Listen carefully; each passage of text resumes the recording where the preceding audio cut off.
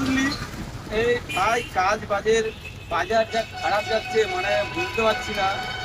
আর তার মধ্যে ওরা বড় ওই ফ্যামিলির প্রেশার বা বুঝলাম মানে ভাই, এখন কি করি বলতো, কাজ বাজের বাইরে যাবো, খুবই খারাপ। মানে কি বলবো যে এখন যদি ধর একটা ইয়ে করি মানে ধর একটা কোম্পানিতেও যদি কোনো জব করি মানে মাইনের স্যালারিও ঠিকঠাক দেয় না বা সব জ্বালাতন বাড়া, বুঝতে পারলি তো?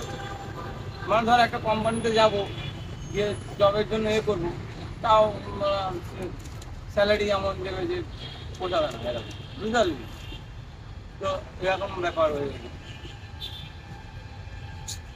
বাড়িতেও বলতে পারছি না যে এইসব ব্যাপারে একদম সব বুঝতে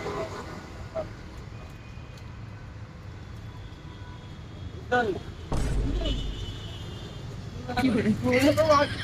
আমি এখানে আমার